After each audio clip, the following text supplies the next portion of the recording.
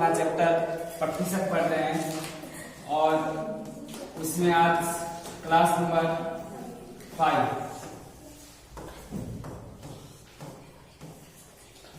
4 तक हो गया था और लास्ट 4th नंबर क्लास में हमने क्या एक कंसेप्ट बीच में छोड़ा था जिसका नाम था मल्टीपल फैक्टर। इसी को आगे बढ़ाएंगे और देखेंगे कि मल्टीपल फैक्टर पर और किस प्रकार के क्वेश्चन हो सकते हैं। देखो मल्टीपल फैक्टर,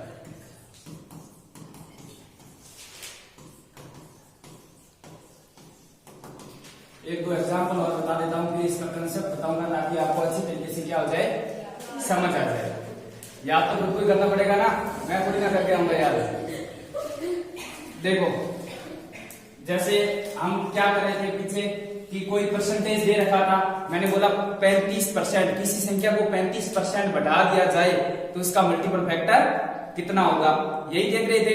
और मैंने बोला था किसी संख्या को 24% कम कर दिया जाए तो उसका मल्टीपल फैक्टर कितना होगा, किसी संख्या को 50% बढ़ा दिया जाए तब उसका मल्टीपल फैक्टर कितना होगा, किसी संख्या को 30% बढ़ा दिया जाए तब उसका मल्टीपल फैक्टर कितना होगा। ये लास्ट क्लास में ऐसी बातें हो रही थी। एक दो और एग्जांपल कर लेते हैं। जैसे मैंने आपके सामने थोड़ा सा कॉम्प्लिकेटेड लिख दिया, जैसे 31.25%। अगर मैंने किसी संख्या को 31.25% बढ़ा दिया तो बताओ इसका मल्टीपल फैक्टर कितना होगा। अब एक बात बताओ, अब 31.25% आप बढ़ाओगे तो अब 100 में बढ़ाओगे, सीधा प्रतिशत में बढ़ाओगे तो कितना हो जाएगा, प्रतिशत में बढ़ाओगे तो कितना हो जाएगा 131.25%। बट सॉल्व हुई क्या समीकरण, समीकरण कभी भी सॉल्व नहीं होगी क्योंकि संख्या पॉइंट में रहेगी। इस कारण हमें इसकी फ्रैक्शन तो लिखनी ही पड़ेगी। अब आप अपने दिमाग में उन सभी फ्रैक्शन को चलाओ जो मैंने आपको पहली क्लास में लिखाई थी। समझ आ गई बात। अब देखो मैंने 1 से 40 तक लिखाई थी ना, उसी फ्रैक्शन को देखो कि इसमें किसकी गुणा करे कि ये फ्रैक्शन बन जाए पूरी पूरी। या तो क्या तरीका है, या तरीका है परसेंट को हटाओ बट्टा में 100 लगाओ और पॉइंट को हटाओ बट्टा में 100 लगाओ, फिर काटा पीटी करो और फ्रैक्शन निकालो। 2 घंटे लगेंगे, फ्रैक्शन जरूर निकल जाएगी। समझ आ गई बात। अब आप बताओ किसका मल्टीपल, एक बात बताओ 0.25 किस फ्रैक्शन के पीछे आता था, 1/16 के पीछे आता था। शायद क्या पता ये 1/16 का मतलब 6.25% होता था, क्या पता ये इसका मल्टीपल हो। चेक करने में मुझे क्या लगता है, मैंने आपको क्या लिखाया था 1/16, 1/16 का क्या लिखाया था 6.25%। देखो बोल सकते हैं 25, बट थोड़ा सा बोलने का तरीका यह है कि दशमलव के बाद संख्या को एक एक करके बोला जाता है, ठीक है, और कुछ नहीं होगा। अब बात बताओ इनको क्या किसी संख्या को 6.25% से मैं गुणा करूं तो क्या वो 31.25% बन रही है, किससे 5 से, राइट।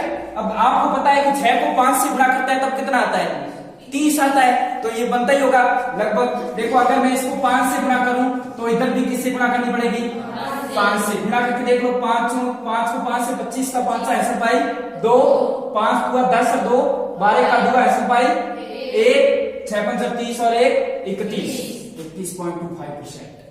समझ आ गई बात। ये तो मैं आपको करके दिखा रहा हूं, आपको ये ना तो लिखना है, बस इतना ही सोचना है कि 1/16 का मतलब 6.25% होता है। इसका मतलब ये इसका कितने गुना है 5 गुना है। तो फ्रैक्शन सीधी डायरेक्ट लिखनी है कि यहाँ संख्या को बढ़ाया गया कितना है 5/16 है, ये लिखना है ना कि ये लिखना है। ये कहाँ लिखना है दिमाग में। समझ आ गई बात। अब बात बताओ, मैंने आपको बताया था जो चीज डिवाइड में लिखी जाती है वो कौन सी वैल्यू होती है, base value, right. Base value बोलूं चाहे मैं इनिशियल वैल्यू बोलूं चाहे मैं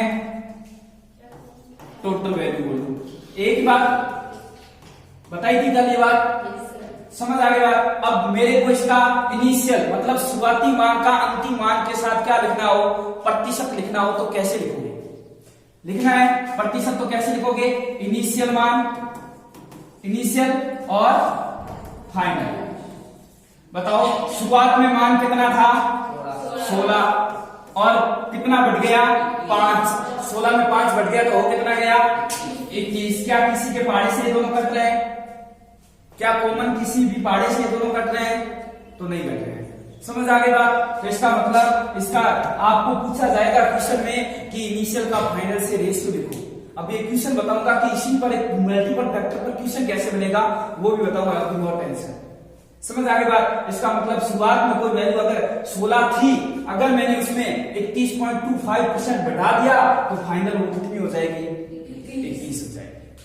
अब इस पर क्वेश्चन कैसे आएगा कि माना कोई संख्या को अगर 31.25% बढ़ा दिया जाता है तो वह संख्या कितनी हो जाती है, माना कि वह x हो जाती है, तो बताओ वह संख्या शुरू में कितनी रही होगी। समझ आ गया? इस प्रकार के क्वेश्चन बनेंगे इस पर।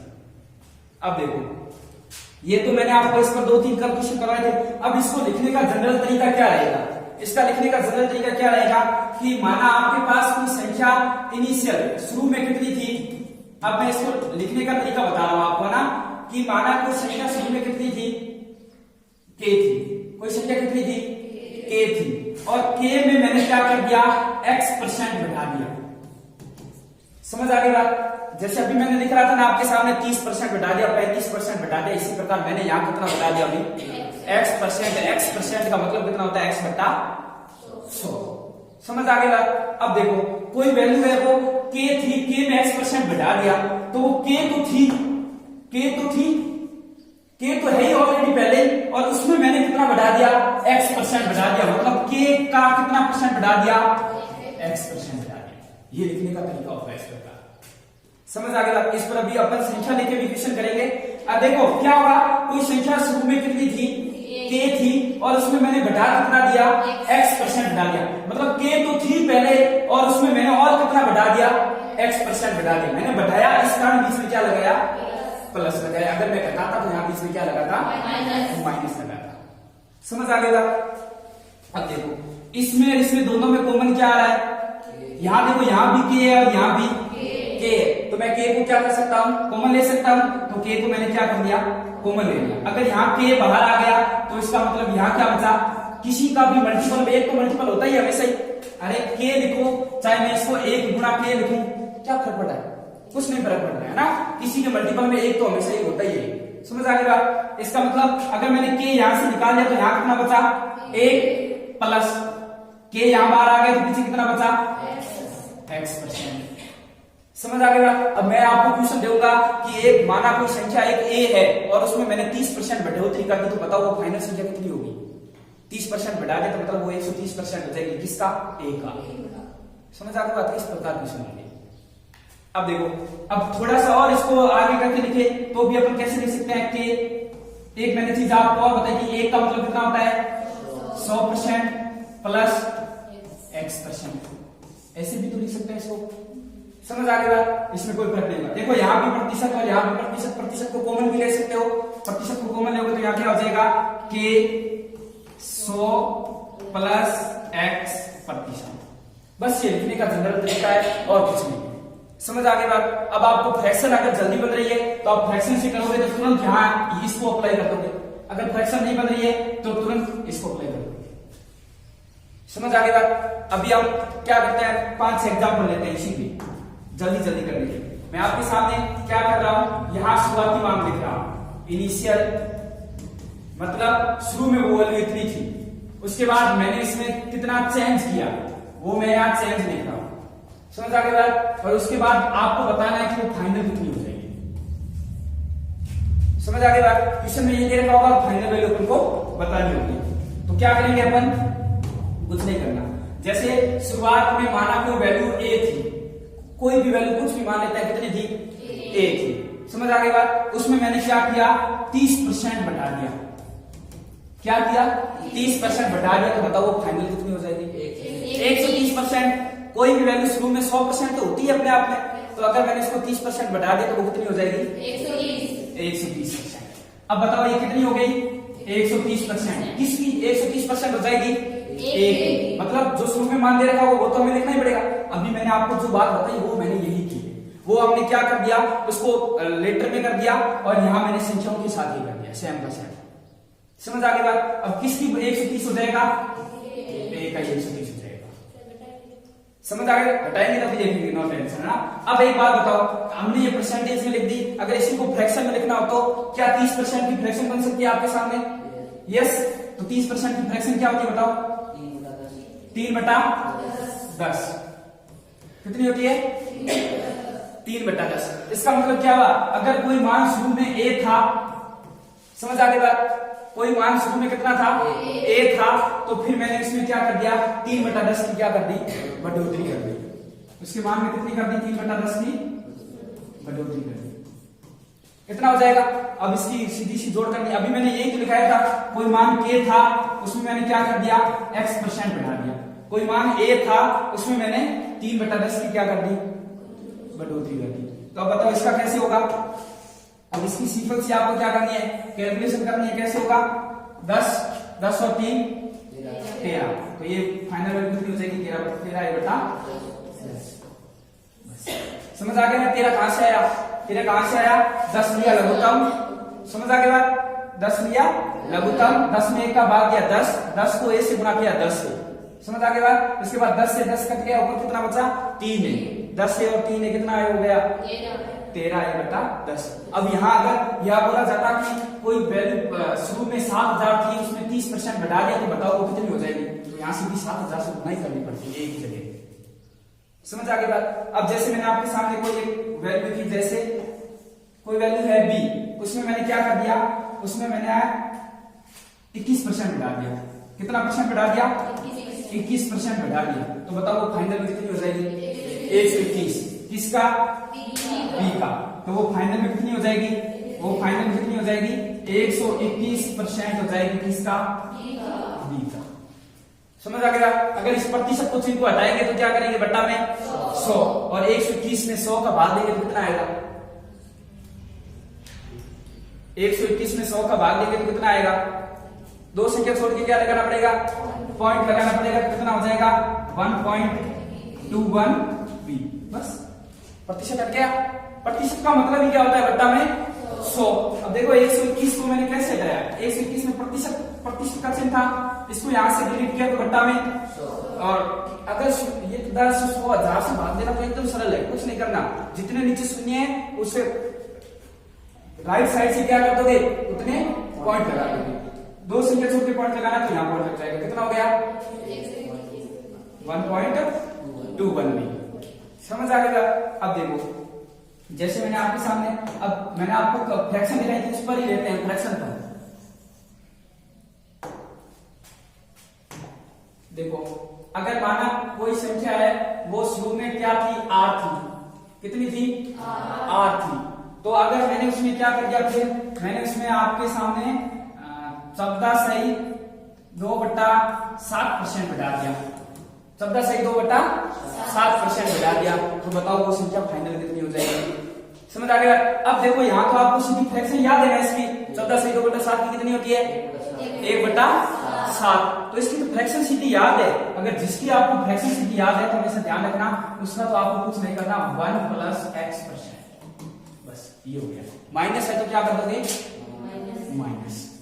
ये लिखाई थी ना अभी बात पीछे, ये देखो, ये देखो।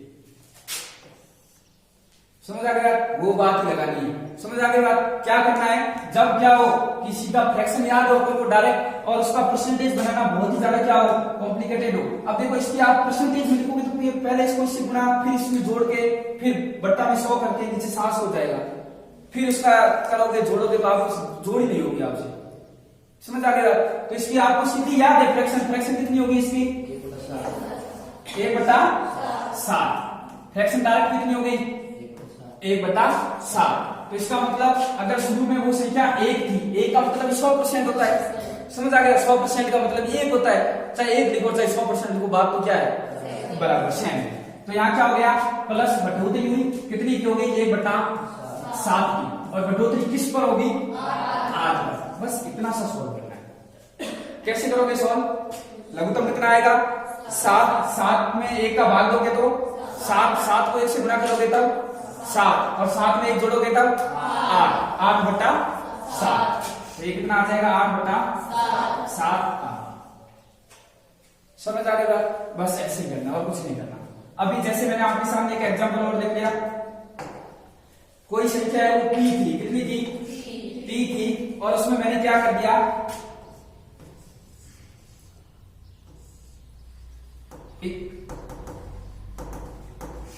21.66% की क्या कर दी, घटा दिया। तो बताओ वो संख्या फाइनल कितनी हो जाएगी? क्या इसकी, अब आप इसका परसेंटेज वैल्यू तो लिख नहीं सकते, फ्रैक्शन बन सकती है क्या इसकी? 21.66% की फ्रैक्शन जल्दी से जल्दी कौन बना सकता है? अब परसेंटेज को तोड़ना पड़ेगा। एक बात बताओ, कोई ऐसा परसेंटेज था क्या जिसमें पीछे 6 आता था? कौन सा था? 1/6। 1/6 की कितनी थी? 16.66। एक बात बताओ, तो इसमें से मैं 16 करना, 16 दूर कर देता हूं, 21 में से 16 चला जाएगा, पीछे कितना बचेगा? 5। पीछे कितना बचेगा? और 5 का मतलब कितना होता है? 1/20। तो 5 का मतलब कितना होता है?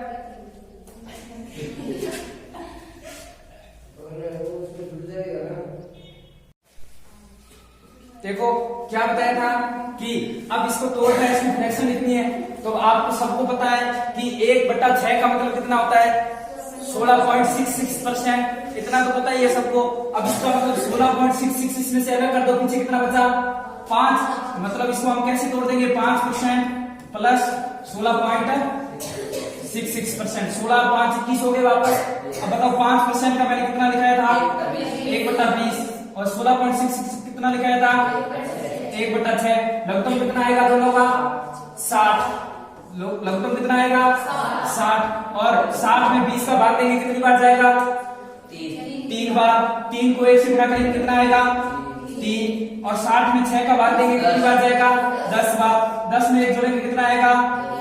11। अरे सॉरी, 10 को 1 से गुणा करेंगे कितना आएगा? 10। तो 3 और 10 कितने हो गए? 13। तो फ्रैक्शन कितनी हो गई? 13/60। अब बताओ मैंने इस संख्या को कम किया है, ज्यादा कम किया, तो हम फाइनल संख्या को भी क्या कर देंगे? कम कर देंगे। समझ आ गई बात? बस इतनी सी निकालनी है और कुछ नहीं करना। अब देखो आपको परसेंटेज को तोड़ के भी लिखना पड़ेगा। क्या पता बहुत बड़ी फ्रैक्शन आ गई और उसमें फ्रैक्शन से वो क्वेश्चन बन रहा है, तो आपको उसको परसेंटेज को धीरे धीरे छोटे छोटे ब्रेक करके और उसके बाद संख्याओं को जोड़ देना है। समझ आ गई बात? अब देखो इसका मतलब क्या हुआ, अगर कोई संख्या p थी तो उसमें मैंने क्या कर दिया? 1 में से कितना कम कर दिया? 13/60 कम कर दिया। समझ आ गई बात? 13/60 क्या कर दिया? कम कर दिया। तो अब बताओ अब क्या करेंगे? p थी, p में से 60, दोनों का लघुत्तम कितना आया? 60। 60 में 1 का भाग देंगे तो 60 बार, और 60 को 1 से गुणा करेंगे तो 60। और 60 में 60 का भाग देंगे तो 1 बार, और 1 को 13 से गुणा करेंगे तब 13। इसका मतलब 60 में से 13 घटाएंगे तो पीछे कितना बचेगा?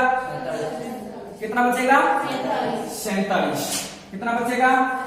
47। इसका मतलब फाइनल वैल्यू क्या आ गई? 47/60p।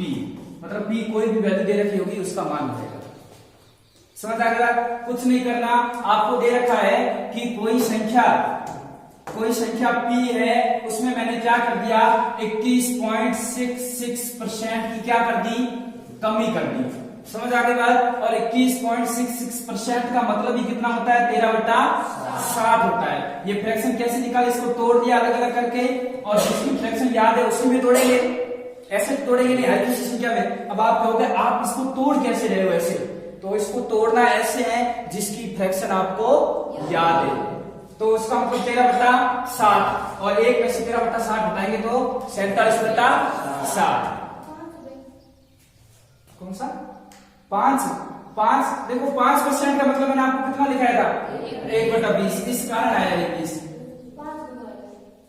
5 कैसे आया? अब देखो 5 कैसे आया? देखो 16 में 5 जोड़ेंगे तो वापस कितना हो रहा है? 21। और हमें क्या करना था कि इस 21.66% को इस प्रकार ब्रेक करना था कि वापस दो जोड़ने पर भी कितना बनना चाहिए? और हमें पता है कि 6 ये आता है 1/6 का।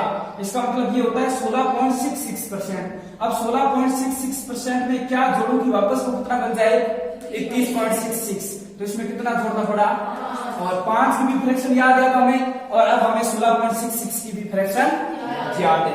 जैसे देखो मैंने आपके सामने एक क्वेश्चन लिखा कि कोई संख्या है किसी व्यक्ति की, मान लो किसी व्यक्ति की शुरुआती इनकम है वो कितनी थी, 6,000 थी। कितनी थी, 6,000 थी। अगले मंथ क्या हुआ, उसकी लॉटरी लग गई और उसकी इनकम में 43% की क्या हो गई, बढ़ोतरी होगी। तो बताओ अब वो कितना कमा रहा है। समझ आ गया। अभी तो संख्या ही थी, अब आपको फिक्स क्या दे रखा है, नंबर दे रखा है। अब आपको 43% एक प्राइम नंबर होता है। समझ आ गई बात। 43 से क्या होता है, 43 प्राइम नंबर होता है, मतलब अभाज्य संख्या होती है। अभाज्य संख्या में 43 में किसका भाग जाता है, किसी का नहीं जाता। तो इसकी फ्रैक्शन बना लोगे क्या आप, इसकी फ्रैक्शन क्या होगी, परसेंटेज को हटाओ बट्टा में, बस इससे सरल तो इसकी फ्रैक्शन बनेगी नहीं। तो इस बट्टा को 100 लिखने की जरूरत ही क्या है। समझ आ गया। तो अब हम क्या करेंगे, अब हमें एक तरीका और भी पता है, कौन सा, कि अब हम क्या कर देंगे, इसमें सीधे परसेंटेज में क्या कर देंगे, बढ़ोतरी कर देंगे। बताओ अगर किसी संख्या में 43% बढ़ा दिया तो कितनी हो गई, 143%। अब देखो यहाँ परसेंटेज काम आया या नहीं आया, आया ना। तो यहाँ परसेंटेज काम आया आपका। अब देखो अगर कोई संख्या 43% बढ़ा दी गई, मतलब वो कितनी गई, 143%। किसकी होगी, 6,000 की।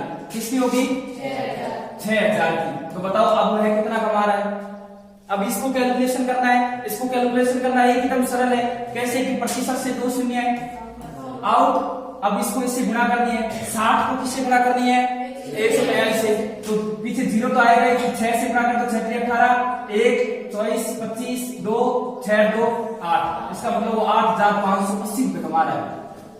कब कमा रहा है, जब वह शुरू में 6,000 रुपए कमाता था और उसकी इनकम में 43% की बढ़ोतरी हो गई, तब अब वह कितने कमा रहा है, 8,580 रुपए कमा रहा है। समझ आ गई बात। अब एक और एग्जाम्पल, जैसे मैंने आपके सामने लिखा, कोई व्यक्ति है वो 81,900 रुपए कमाता है। कितने रुपए कमाता है, 81,900 रुपए कमाता है। अब हुआ क्या, उस व्यक्ति को उस बिजनेस में घाटा लग गया। क्या हुआ, घाटा लग गया। तो अगर घाटा लग गया तो उसकी इनकम है वो कितनी हो गई, कितने प्रतिशत कम हो गई, 44.44% क्या हो गई, कम हो गई। तो बताओ अब वह व्यक्ति कितने रुपए कमा रहा है। इसका मतलब क्या है, अगर कमी हुई तो 100%, इससे तो आंसर क्या आएगा, कम ही आएगा। और बढ़ोतरी हुई तो मतलब इससे तो ऑप्शन 100% ही क्या आएगा, आंसर ज्यादा ही आएगा। अब आप बात बताओ, अगर यहाँ तो 43% था तो हमने सीधा डायरेक्ट बढ़ा दिया 143%। क्या अब आप बढ़ा पाओगे इसका, अगर 44% कम हो गया तो पीछे 100 में से 44.44% घटाओगे तो फिर पॉइंट में आ जाएगा। फिर कैलकुलेशन करनी क्या हो जाएगी, कठिन हो जाएगी। इस कारण यहाँ क्या काम आएगी, फिर फ्रैक्शन काम आएगी, मतलब भिन्न काम आएगी। अब देखो 44.44% की फ्रैक्शन लिखने का तरीका किसकी होती है, बताओ, 1/9 की होती है। कितनी हो जाएगी, 4/9 हो जाएगी। अब एक बात बताओ, हमें सोचना है, कंफ्यूज नहीं होना है, किसका मल्टीपल है, 11 का है 9 का, अरे मल्टीपल किसका है, ये 11 का। अगर 11 का मल्टीपल है तो फ्रैक्शन किसकी आएगी, 9 की। समझ आ गया, ट्रिक बताई थी ना मैंने आपको, जिसका मल्टीपल उसकी उल्टी फ्रैक्शन आएगी। ये किसका मल्टीपल है, 44 किसके बारे में, 9 के बारे में आता है, 11 के बारे में आता है, 11 के बारे में आता है। तो इसका मतलब 11 का मल्टीपल है तो फ्रैक्शन किसकी है, 9 की। और 1/9 का मतलब मैंने आपको कितना लिखाया था, 11.11%। किससे गुणा करूं कितना बन जाए, 4 से। किससे, 4 से। 11.11% का मतलब कितना होता है, 1/9। 1/9 को 4 से गुणा करूंगा तो कितना हो जाएगा, 4/9। इसका मतलब फाइनल संख्या में हमें कितना कम करना पड़ेगा, 4/9 कम करना पड़ेगा। समझ आ गया। अब देखो कोई संख्या है, वो कोई व्यक्ति है वो 81,900 रुपए कमा रहा था, उसकी इनकम में कितनी कमी हो गई, 4/9 की कमी होगी। तो बताओ अब वो है कितने कमा रहा है। अब मैंने आपको इसका तरीका क्या बताया था, इसका तरीका क्या था, एक में से कितना घटाना पड़ेगा, 4/9 घटाना पड़ेगा। और किस पर ये प्रभाव पड़ेगा, 81,900 81,900 रुपए। तो बताओ अगर देखो अगर किसी संख्या को एक में से घटाना होना तो बहुत सरल होता है, आपको लघुत्तम और लेने की जरूरत नहीं होती है। कैसे? सीधा ही 9 में से कितना घटा दो? 4। 9 में से 4 घटा कितना बचता है? 5। तो ये 5 घटाना हो जाएगा। समझ आ गया? जोड़ना हो तो जोड़ दो, घटाना हो तो घटा दो। एक में से ये सब में नियम मत लगाना, 2 में 3 में लगाना शुरू हो जाओ, फिर गलत हो जाएगा ना, सिर्फ एक में ही लगेगा। देखो कैसे होगा, 9 में से 4 घटा दिया, पीछे कितना बचा? 5 बटा, तो इसकी फ्रैक्शन कितनी हो गई? 5 बटा 9। 5 बटा 9 का कितना? 81,900। अब इसको 9 के पारे से काटो तो कितना आएगा? 9 बार, फिर कितनी बार? 1 बार, फिर 0। कितना आ गया इसका मतलब? 9100। 9100 को किससे गुणा करनी है? 5 से गुणा कर दो, 45,500। इसका मतलब क्या हुआ? अगर कोई व्यक्ति 81,900 रुपए पर मंथ कमा रहा था, अगर उसकी इनकम में 44.44% की कमी कर दी, मतलब 4/9 की कमी कर दी, तो अब वह कितने कमा रहा है? 45,500। क्या आपको मल्टीपल फैक्टर का कंसेप्ट समझ आ गया? इतने सारे एग्जाम्पल करवा दिए, और रिक्वायर्ड है एग्जाम्पल की, या अगले वाले कंसेप्ट में चले अपन? चलो अगले वाले पर चलते हैं। देखो अब एक नेक्स्ट कंसेप्ट, 2-3 कंसेप्ट देखेंगे, उसमें वही होगा कि अगर मैंने क्या कर दिया, ये अब मल्टीपल फैक्टर अब अपन को लगाना है क्वेश्चन के अंदर। समझ आ गया? अब मैंने कहा कि मैंने किसी संख्या को 35% बढ़ा दिया। क्या कर दिया? 35% बढ़ा दिया। तो अगर मैंने a को b से, b को c से, इस प्रकार के क्वेश्चन बनेंगे। a को b से बढ़ा दिया, b को c से बढ़ा दिया, c को d से बढ़ा दिया, तो बताओ फिर पूछा जाएगा a b c d इन सबका रेशियो क्या होगा, या पूछा जाएगा a का d से रेशियो क्या होगा, या a का b से रेशियो क्या होगा। तो इस प्रकार के क्वेश्चन को कैसे करना है, अभी हम 2 ही लेंगे ना। मैंने आपके सामने क्वेश्चन लिखा, जैसे क्या लिखा? a b से 35% ज्यादा है तो a और b का क्या बताओ?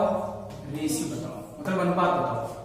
क्या है कि a है वो b से 35% ज्यादा है। अब देखो यहां आपका कौन सा कंसेप्ट काम आएगा? Only for multiple factor. आपको इसकी फ्रैक्शन लिखनी है और कुछ नहीं करना।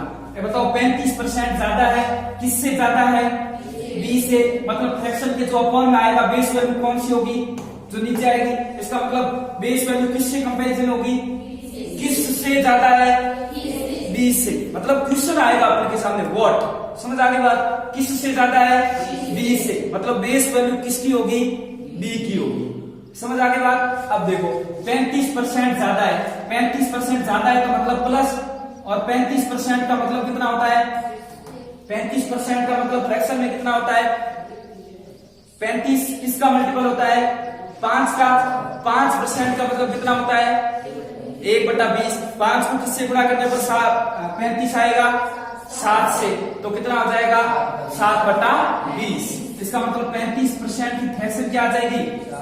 7/20। कहां से आई? कि हमें पता है कि 1/5 का मतलब कितना होता है? 20। सॉरी,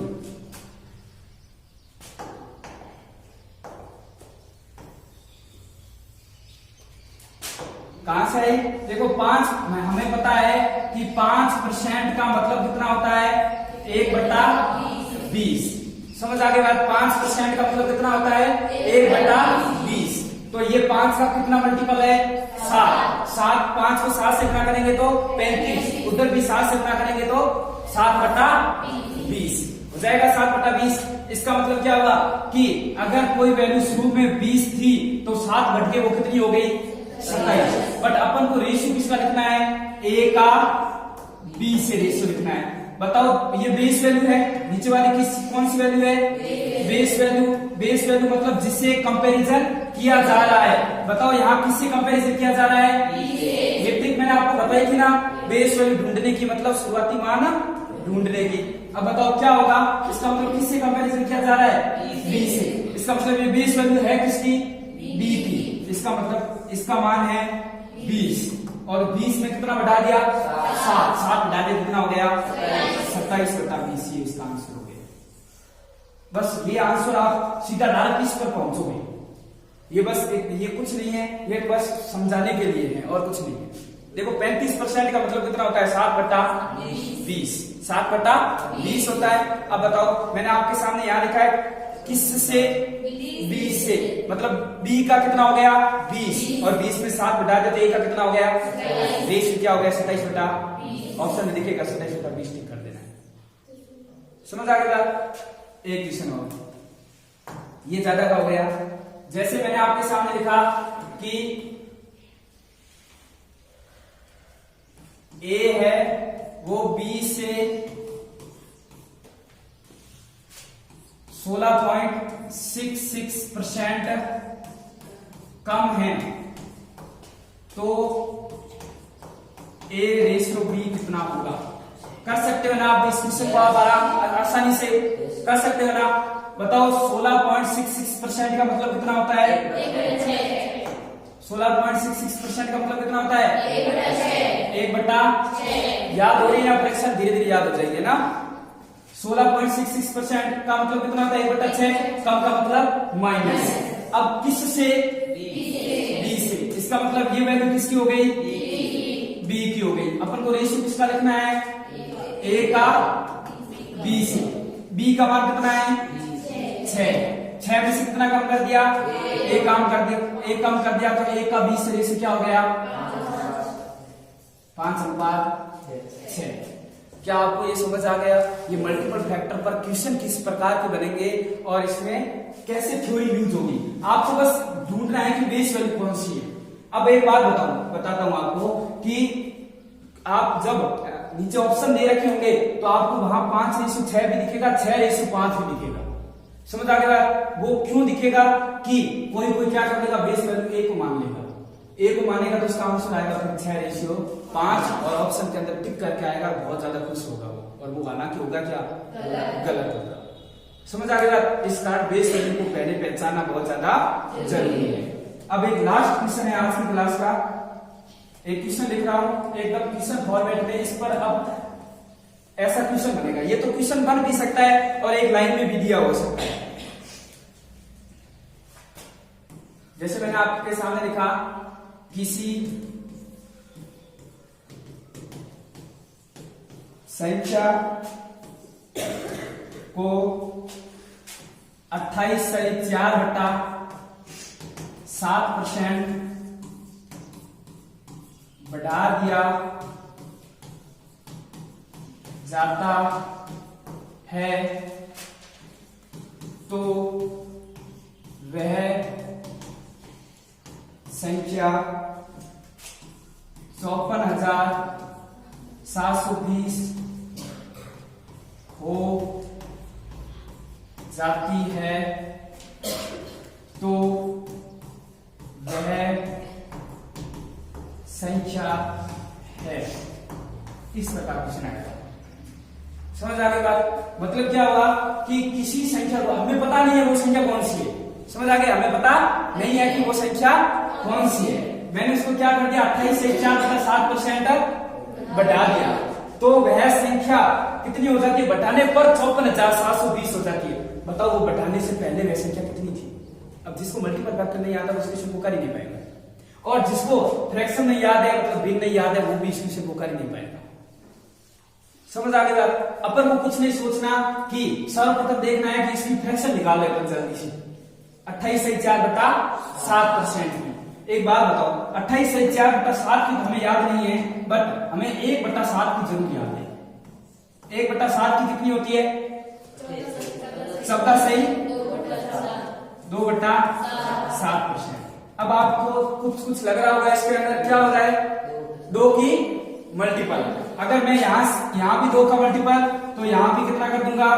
2 का मल्टीपल। इसका मतलब ये हो कितना गया? 2/7। 2/7 का मतलब कितना? 2 की गुणा इसमें करोगे तो 28, 2 की गुणा इसमें करोगे तो 4/7। इसका मतलब इसकी फ्रैक्शन कितनी हो गई? 2/7। इसकी फ्रैक्शन हो गई 2/7। हमने क्या किया?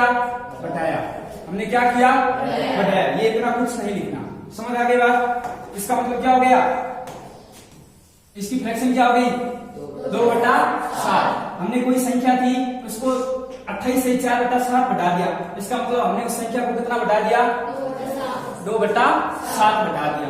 अब 2/7 बढ़ा दिया, इसका मतलब क्या हुआ, शुरू में वो संख्या कितनी रही होगी, शुरू में वो संख्या कितनी रही होगी, 7। शुरू में वो संख्या कितनी रही होगी, 7 रेशियो। उसके बाद वो 2 बढ़ाने पर कितनी हो गई, 9। बट क्वेश्चन में वो संख्या कितनी हो गई, 54,720। इसका मतलब इस 9 का मान कितना दे रखा है, 54,720। अब आप कहोगे हमें कैसे पता चलेगा 9 का मान है या 7 का मान है। समझ आ गई बात, पता ऐसे चलेगा कि बताओ ये मान है वो बढ़ाने के बाद दिया गया है या बढ़ाने से पहले दिया गया है। बढ़ाने के बाद लिखा हुआ हिसाब से बढ़ा दिया जाता है, तब मतलब हमने भी बढ़ाने के बाद कितना हुआ है, 9 का मान कितना दे रखा है, 54,720। अब इसको काट दो, इसका मतलब 9 का भाग दे दो इसके अंदर, 680 कितना आएगा, 6,080 आएगा ना। 9 का भाग दोगे कितना आएगा, 6, इसके बाद भाग 0, फिर 8 बार, फिर 0, कितना आएगा, 6,080। इसका मतलब ये भी कितने गुणा होगा, 6,080। अगर ये भी 6,080 गुणा है तो ये भी कितना होगा, 6,080। अब बताओ इसको 6,080 से गुणा कर दो 7 को, कितना आएगा, 0, 56, 0, 42, कितना आएगा, 0, 56,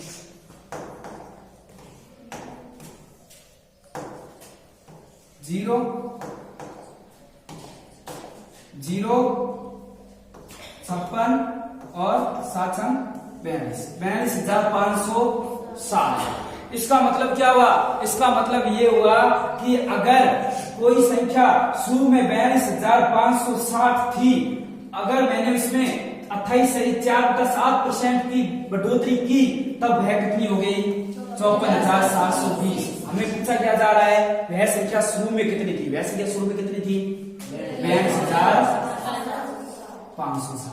अब ऑप्शन होगा तो यहां अगर ऑप्शन दे रखे होंगे तो मैं इतना भी नहीं करूंगा, ये तो इसका बेसिक तरीका हो गया, इस प्रकार आपको क्वेश्चन सॉल्व करना है।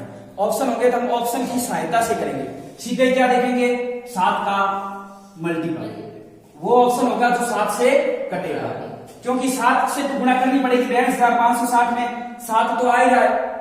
समझ आ गई बात। ये थी आज की क्लास जिसमें हमने देखा कि मल्टीपल फैक्टर पर किस प्रकार के क्वेश्चन बनते हैं, और नेक्स्ट क्लास में अभी और क्वेश्चन करेंगे। और अगर किसी को कोई भी डाउट है तो वो कमेंट बॉक्स में लिख देना।